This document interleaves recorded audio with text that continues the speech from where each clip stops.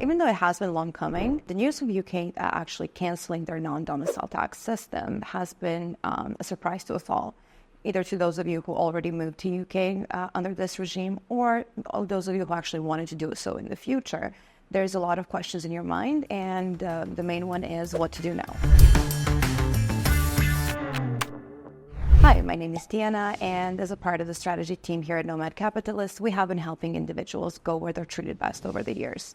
We create holistic plans, and let's dive today into the topic of what to do after the UK has cancelled their non-dom tax regime. So besides the UK, it is maybe not as known, but there are several other countries. Maybe the main reason why you moved to the UK was the tax regime, but perhaps it was also the lifestyle, proximity to Europe, and maybe you have moved there while even before Brexit. So if you wanted to stay close by, but be in a country that will give you the same flexibility with taxes, today we will talk about 3 countries in Europe that will be just as good of an option. All 3 of them are different, and let's see which one would work best for you. So the first country that I would like to talk about is in very close proximity to the UK, and that would be Ireland. Ireland is an amazing place for the lifestyle.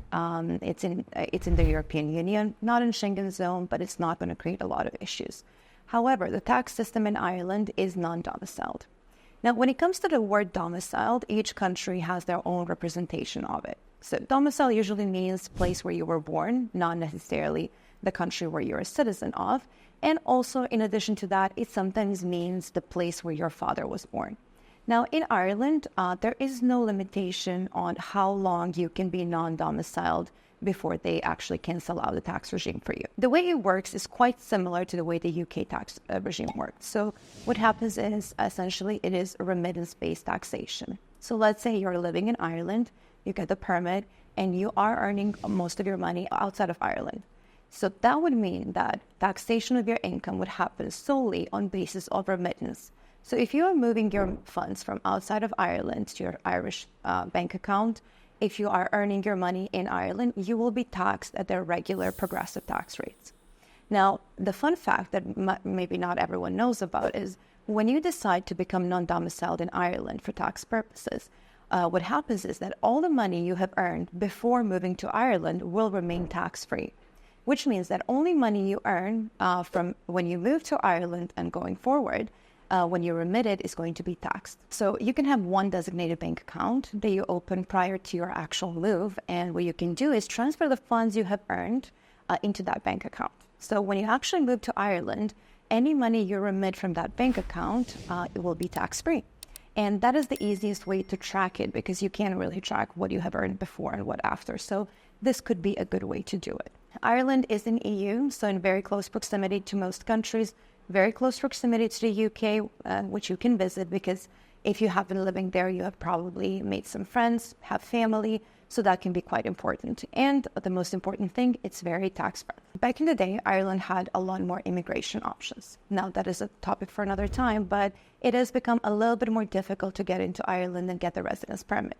Usually the way it is done now is you would have to start a business, get a permit, and get the residence. In order to qualify for the non-dom tax regime, you will have to become a tax resident of Ireland, which will require you to spend more than 183 days on the ground in Ireland in order to use the benefits of this tax system. The next country that we will be talking about today is Cyprus. Cyprus is a country that offers a lot of benefits in so many ways.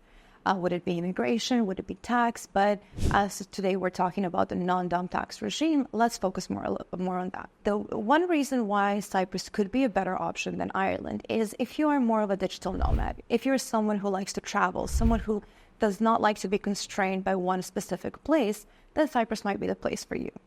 Cyprus has the 60-day rule, which means that you can become a tax resident in Cyprus, and you only have to spend 60 days in a calendar year on the ground in Cyprus, which means that 183-day rule will not be necessary. Of course, provided that you do not spend more than 183 days in any other country. So Cyprus is the only place where you are allowed to do so.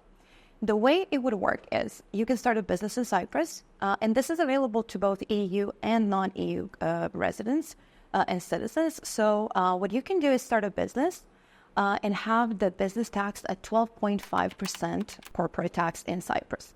All of your income that is coming from outside of Cyprus would be tax exempt.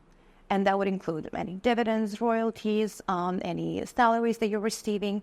So this is going to be highly beneficial for those of you who have businesses set up in a place that is not the place of your abode. In addition to this, since you will have to have a company in Cyprus, you can pay yourself salary. Now, dividends are tax-free under the non-dom tax regime. So any money in a form of dividend that you receive from your Cypriot company will be tax-free. However, salaries are not. There is an exemption for a salary of up to 19,500 euros per year, which means that you can pay yourself that much in salary as a director, and then the remaining can be paid out in dividends, which are tax-free. So the third country we'll be talking about today will be Malta. Malta can be the center of attention in Europe when it comes to various immigration programs and also tax programs. But one of the most interesting ones is their tax system. The tax system for those who are not domiciled in Malta. There's a flat, it's a bit of a mix of a non-dom and flat tax. So there is a minimum taxation in Malta that you have to meet the requirement for, and that would be 15,000 euros per year.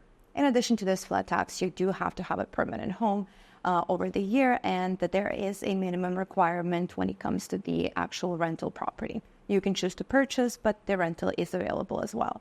Also, there is a bit of a difference if you are doing so in the south of the country or the rest of the country. So when it comes to Malta's tax system for non-domiciled persons, the way it would work is, as I mentioned, the minimum of 15,000 euros flat tax. But in addition to that, you can spend full year in Malta. Any funds that you do bring to the country are going to be taxed at the flat 15%.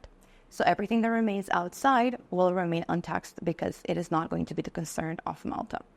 The best thing about this option is that you can choose to spend 183 days and become permanent resident of Malta, or you can keep your temporary residence and actually be like a digital nomad where you are not required to spend any specific time in the country, which is giving you a lot of flexibility depending on your preference. But considering that Malta is a great place to be in, if you enjoy the island life, if you enjoy the beach, a nice weather, and most of all, very much safe country to be in, Malta could be a great choice. So as you can see, even with the UK giving us the news that they are canceling their non-dom tax regime, there is quite a few countries in the neighborhood that would be a great replacement.